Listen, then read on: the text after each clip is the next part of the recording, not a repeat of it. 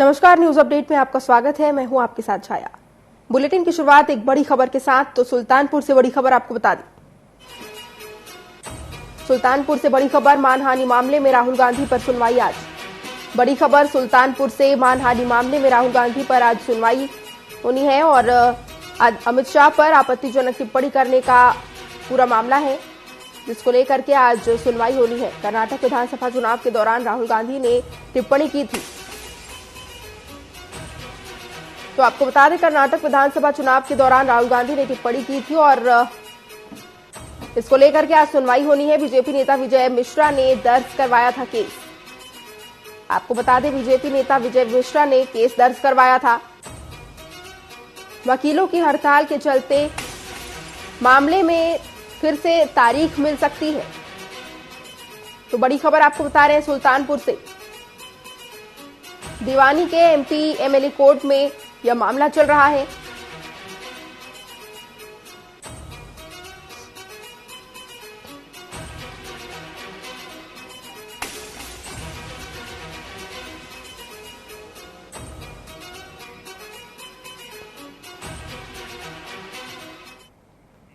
और इस वक्त की एक और बड़ी खबर से आपको अपडेट कर दें, जो कि रामपुर से मिल रही है। तो उत्तर प्रदेश के रामपुर से बड़ी खबर, समाजवादी पार्टी नेता आजम खान को राहत। बड़ी खबर रामपुर से, समाजवादी पार्टी नेता आजम खान को राहत मिली है। एमपी एमएलए कोर्ट से आजम खान को राहत मिली है। बड़ी खबर रामपुर से, डूंगरपुर जमीन केस में आजम खान बरी हुए हैं। आपको बता दें, घर में घुसकर मारपीट करने का केस उन पर था, जिस पर अब उन्हें राहत मिल गई है। डूंगरपुर जमीन केस में आजम खान बरी हो चुके हैं। घर में घुसकर मारपीट करने का केस था और जिस पर अब आजम खान को बरी कर दिया गया है। बड़ी खबर रामपुर से आपको बता रहे हैं, समाजवादी पार्टी नेता आजम खान को एमपी एमएलए कोर्ट से राहत मिल गई है। आजम खान बरी कर दिए गए हैं। अब बढ़ते हैं खबरों की ओर, जहां 2024 लोकसभा चुनाव को लेकर लोकदल पार्टी नेता सुनील सिंह प्रेस वार्ता कर भारतीय जनता पार्टी पर निशाने साधा है। उन्होंने कहा है कि भारतीय जनता पार्टी पर तानाशाही का आरोप लगाते हुए देश में लोकतंत्र खत्म करने का भी आरोप लगाया। साथ ही सुनील सिंह ने इंडिया गठबंधन की जीत का दावा किया है।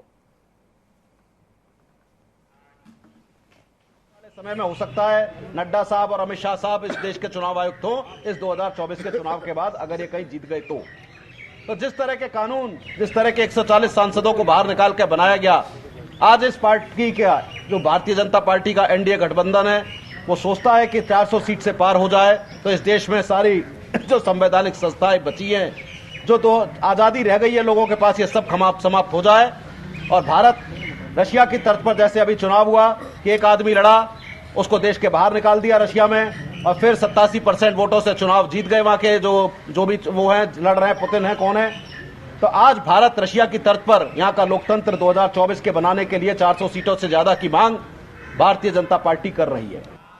आने वाले झांसी में आगामी त्योहार होली को लेकर प्रशासन सतर्क बना हुआ है। जिले में होली त्योहार को लेकर गुरुवार को झांसी के मऊरानीपुर कोतवाली परिसर में शांति समिति की बैठक आयोजित की गई और इस बैठक में एसडीएम गोपेश तिवारी ने लोगों से शांति और प्रेम के साथ त्योहार मनाए जाने की अपील की है।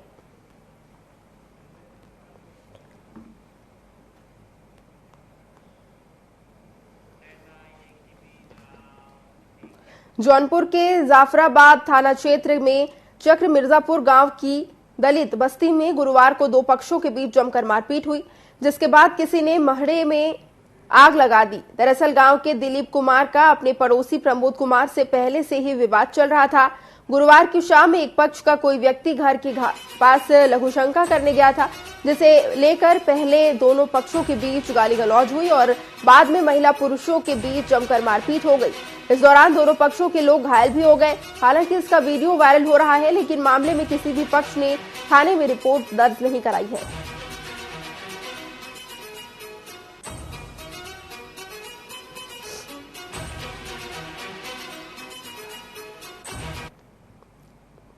तीन लोग आए हैं, एक राकेश यादव रहे न, वही सब बदकहिया किए हैं, उसी बवाल हुआ।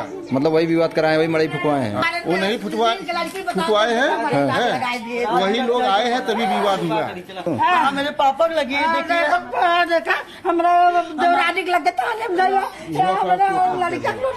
घर में नचाए घुसाए मारे भैया। बहराइच में पुलिस ने अंतर्राष्ट्रीय चोर गैंग को गिरफ्तार किया है। ये चोर भारत से बाइक चोरी कर उन्हें जंगल के रास्ते नेपाल ले जाकर बेचते थे। गुरुवार को भारत नेपाल सीमा पर जांच के दौरान पुलिस ने इन बाइक चोरों को 21 बाइक समेत गिरफ्तार किया है। पुलिस अधीक्षक वृंदा शुक्ला ने बताया कि बाइक चोर बहराइच जिले के साथ सीतापुर, बाराबंकी और लखनऊ से बाइक की चोरी करते थे, जिसके बाद जंगल के रास्ते नेपाल जाकर बाइक बेच देते थे।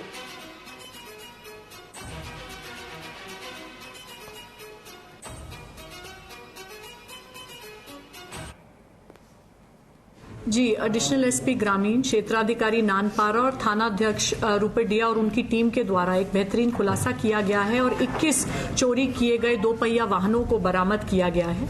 एक अंतर जनपदीय और अंतर्राष्ट्रीय गैंग का खुलासा हुआ है। 21/3/2024 को रात्रि गश्त के दौरान पुलिस द्वारा 3 संदिग्ध व्यक्तियों को पुलिस हिरासत में लिया गया था पूछताछ हेतु। इनके पास से एक अवैध तमंचा 315 बोर का और 2 अवैध चाकू प्राप्त हुए थे। इनसे जब पूछताछ की गई तो खुलासा ये हुआ कि ये एक चोरी करने वाला गैंग है जो 2 पहिया वाहनों की चोरी करता है बहराइच से, सीतापुर से, लखनऊ से और बाराबंकी से। और इन वाहनों की चोरी करके ये बॉर्डर के जंगल क्षेत्र में एक जर्जर मकान में इनको छुपा देते हैं पत्तों के नीचे और उसके बाद नेपाल में इनकी अवैध बिक्री करते हैं। लोकसभा चुनाव नजदीक आ चुका है, ऐसे में प्रशासन चुनाव को लेकर पूरी तैयारी कर रहा है। इसके साथ ही हर बूथ पर पुलिस की पैनी नजर बनी हुई है। मऊरानीपुर में खनन माफिया प्रशासन को चुनौती देते नजर आ रहे हैं। यहां रात के अंधेरे में खनन माफिया 1 दर्जन ट्रैक्टर और जेसीबी की मदद से मिट्टी का खनन कर रहे हैं। इससे राजस्व को लाखों रुपए का नुकसान हो रहा है।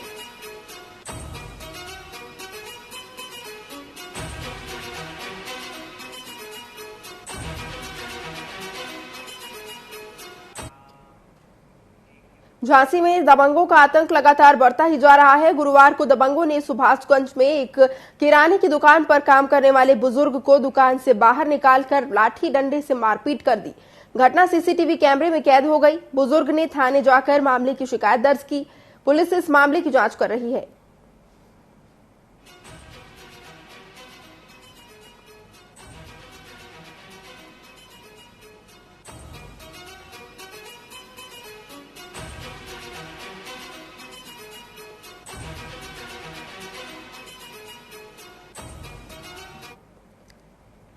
कानपुर में नगर निगम के कर्मचारी हाईकोर्ट के आदेश का पालन नहीं कर रहे हैं। दरअसल शहर में एसएनके और शिखर पान मसाला बनाने वाली कंपनी के कूड़ा को निगम के कर्मचारी जला रहे हैं और ये कूड़ा सरकारी जगहों पर लाकर जलाए जा रहे हैं। इस कूड़ों को जलाने से निकलने वाले धुएं से वायु प्रदूषण हो रहा है।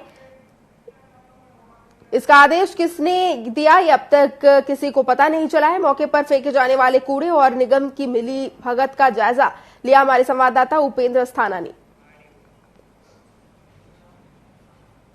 अगर बात की कहीं ना कहीं तो एसएनके पान मसाला या उसके बाद शिखर पान मसाला जो है अपना जो स्क्रैप है वो कानपुर नगर निगम की जो शहरी दौर बना हुआ है दिखाएगा कि देखिए किस तरीके से यहाँ पे कूड़ा जलाने की रूलिंग जो अगर बात की जाए तो अभी भी हाई कोर्ट जो रूलिंग है उसके हिसाब से कूड़ा जलाने का रोक है। पर उसके बाद अगर बात की जाए तो सरकारी डंपिंग में जो अगर बात करें तो प्राइवेट जो है एसएनके पान मसाला हो चाहे शिखर पान मसाला हो उसके जो मसाले की जो स्क्रैप है वो पूरी तरीके से नगर निगम में अंदर आ रहा है। अगर बात करें तो एसएनके के अधिकारी हो या उसके बाद अगर बात करें तो कानपुर नगर निगम के जो अधिकारी जो है उनकी मिली भगत से इसको ध्वस्ता किया जा रहा है। और देखना यह है कि इस पर जो है प्रदूषण बोर्ड जो है कब तक कार्रवाई करता है। क्या मतलब उपेंद्र साना, कानपुर। फिलहाल वक्त है एक छोटे से ब्रेक का, जल्द वापस लौटेंगे।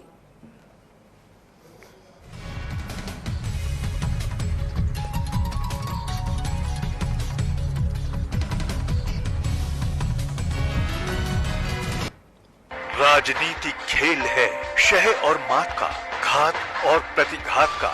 राजनीति के खेल में कौन है राजा, कौन है प्यादा, कहां टूटी है संयम की मर्यादा। जनता में कौन लोकप्रिय है ज्यादा, बताएंगे सच पूरा कभी नहीं आधा। अपने दर्शकों से हमारा है ये वादा। टीवी 24।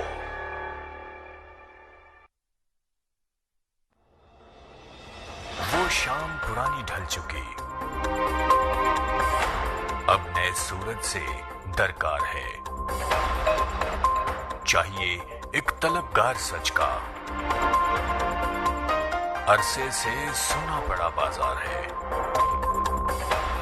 कहीं रुदन है, कहीं घुटन है,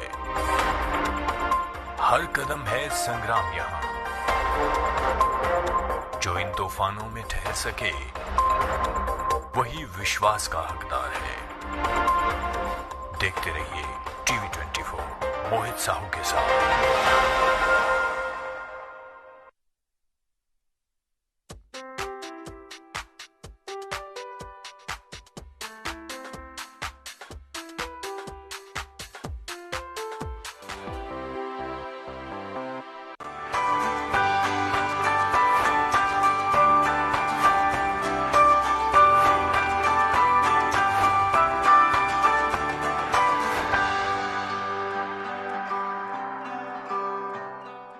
राजनीति खेल है शह और मात का, घात और प्रतिघात का।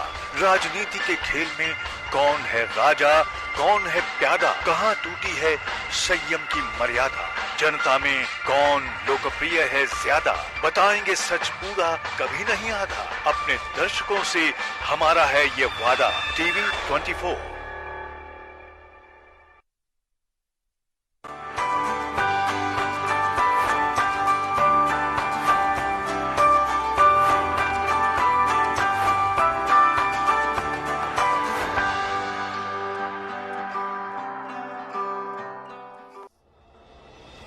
वो शाम पुरानी ढल चुकी, अब नए सूरज से दरकार है। चाहिए एक तलबगार सच का, अरसे से सुना पड़ा बाजार है। कहीं रुदन है, कहीं घुटन है, हर कदम है संग्राम यहां। जो इन तूफानों में ठहर सके वही विश्वास का हकदार है। देखते रहिए टीवी 24 मोहित साहू के साथ।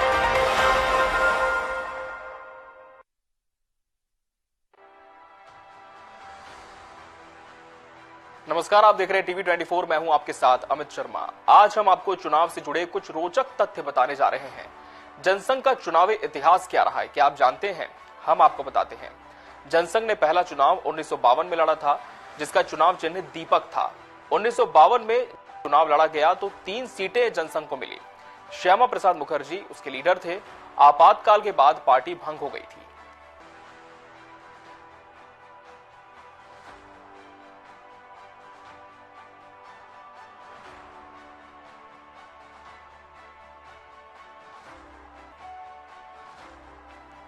आज चुनावी रोचक तथ्य में हम आपको बताएंगे कि मोरारजी देसाई कौन थे। आजादी की लड़ाई में सक्रिय भागीदारी उनकी थी। वो देश के चौथे प्रधानमंत्री बने। 1977 से लेकर 1989 तक उन्होंने शासन किया। पहले गैर कांग्रेसी दल के प्रधानमंत्री थे। 1991 में इन्हें भारत रत्न मिला।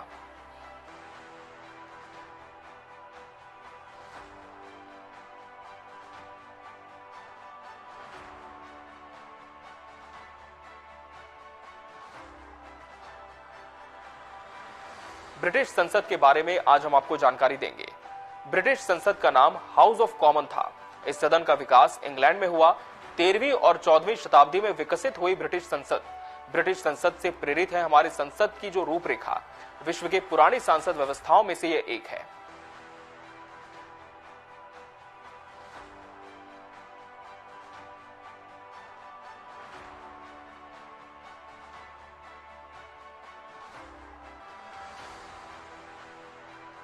भारत में पहला चुनाव कब हुआ? पहला चुनाव 1920 को हुआ। इंपीरियल लेजिस्लेटिव काउंसिल का यह चुनाव था।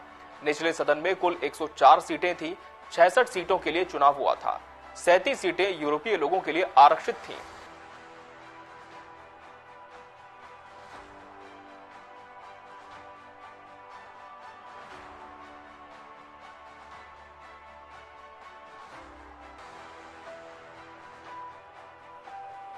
लोकसभा चुनावों का इतिहास क्या रहा है। 1951 और 52 में देश के पहले चुनाव हुए। पहले आम चुनाव में कांग्रेस को जीत मिली। पहले निर्वाचित प्रधानमंत्री नेहरू बने। 1977 में पहली गैर कांग्रेसी सरकार बनी। आजाद भारत में अब तक 17 बार चुनाव हुए हैं।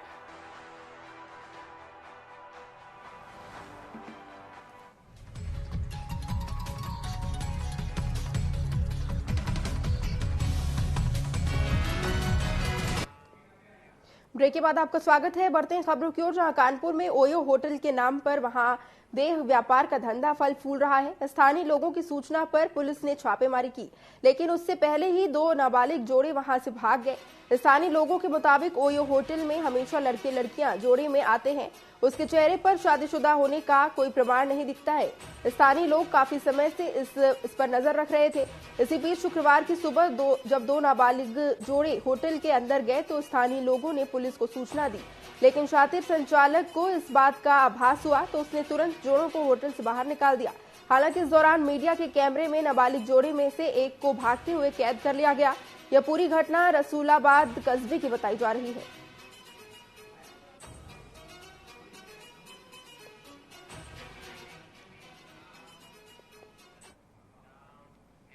बस्ती के कृष्णा एग्रो फर्म के मालिक रंजीत भारती के घर शुक्रवार को सीबीआई ने छापेमारी की। इससे हड़कंप मच गया। रंजीत भारती पत्थल दोना का कारोबार करता है। व्यापारी पर छत्तीसगढ़ के किसानों से ठगी करने का भी आरोप है। इस दौरान कई घंटों तक व्यापारी से पूछताछ की गई। सीबीआई की टीम दस्तावेजों को खंगालने में जुटी हुई है। टीम ने घर में मिले जरूरी दस्तावेजों को कब्जे में कर लिया है।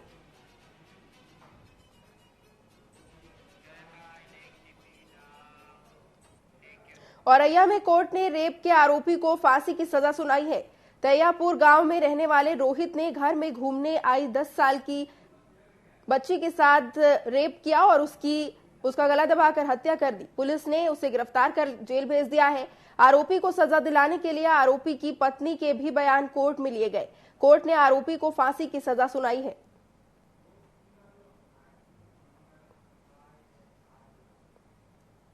कि वादी मुकदमा जो है उसकी वहाँ बड़ी लड़की की वहाँ ससुराल थी।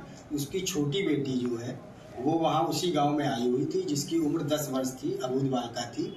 उसके साथ रिश्ते में उसका जीजा है रोहित के द्वारा उसके साथ बलात्कार किया गया। उसके बाद उसकी गला दबाकर उसकी हत्या कर दी गई। यह रिपोर्ट थाना दिव्यापुर में वादी मुकदमा द्वारा पंजीकृत कराई गई थी, जिसमें विवेचना के दौरान साक्ष्य संकलित करते हुए फॉरेंसिक टीम से और ये इसका आरोप पत्र माननीय न्यायालय में प्रेषित किया गया, जिसमें आरोप के बाद यह सजा 9 माह 22 दिन में इस मुकदमे में टोटल ये 9 माह 22 दिन में इस मुकदमे में सजा ये 18 तारीख को इसमें दोष सिद्ध किया गया है और आज इसमें अभियुक्त को फांसी की सजा सुनाई गई है।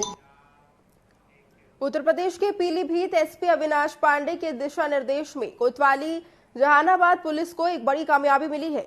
मुखबिर की सूचना पर पुलिस ने 3 बोलेरो गाड़ी और भारी मात्रा में चोरी किए गए एल्यूमीनियम के तार के साथ 4 लुटेरों को गिरफ्तार किया है।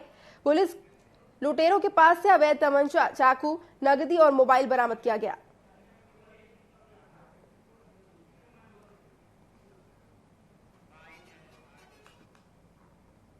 और विवेचना के दौरान ही पता लगा है कि इसी गैंग द्वारा बरेली में भी एवं जनपद के अन्य स्थानों पर इस तरह की कार्रवाई को अंजाम दिया गया है। इस तरह की घटना को अंजाम दिया गया है।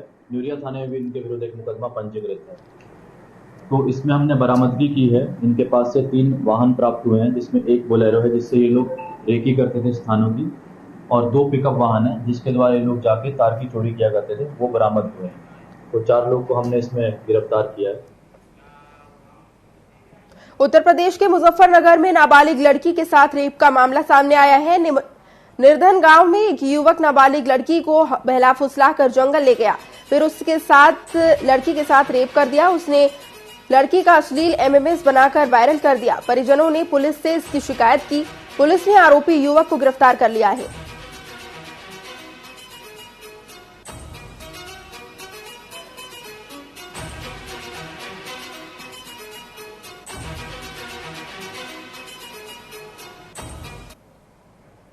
जो थाने पर आकर अपनी लड़की के साथ उसी गांव के रहने वाले एक लड़के ने उसके साथ जबरदस्ती बुरा काम किया था और वीडियो इत्यादि बनाया था। उस समय दिनांक 19 को ही तत्काल थाने पर मुकदमा पंजीकृत करके आगे की कार्रवाई शुरू कर दी गई थी और पीड़िता को मेडिकल और आवश्यक कार्य के लिए जिला अस्पताल भेजा गया था। उसी समय तत्काल जो उसका अभियुक्त था उसकी गिरफ्तारी के लिए टीमें भेजी गई थी। पुलिस टीम ने अच्छी कार्रवाई की। 24 घंटे के अंदर ही अभियुक्त को पकड़ लिया। उससे पूछताछ करके आज वो नियमानुसार वैधानिक कार्रवाई करते हुए अभियुक्त को जेल भेजा जा रहा है और आगे की भी जो कार्रवाई है वैधानिक कार्रवाई हम लोग कर रहे हैं और शीघ्र इस योजना का हम लोग सफल निस्तारण करेंगे। गाजियाबाद में इनकम टैक्स की टीम ने गुरुवार की सुबह एक व्यापारी के घर और फैक्ट्री पर छापेमारी की। बताया जा रहा है कि आईटी की कई टीम सुबह से व्यापारी के घर और उनकी फैक्ट्री पर पहुंच गई। बता दें कि पिछले साल अपना जन्मदिन प्राइवेट जेट के अंदर मनाने के बाद व्यापारी इनकम टैक्स की रडार पर आया था। सूचना के मुताबिक गाजियाबाद जिले के विनय गुनगुटिया के बड़े व्यापारियों में गिनती होती है। इनके राजनगर स्थित आवास और 2 फैक्ट्रियों में रेड चल रही है। घर से भारी मात्रा में कैश और डॉक्यूमेंट बरामद हुआ है।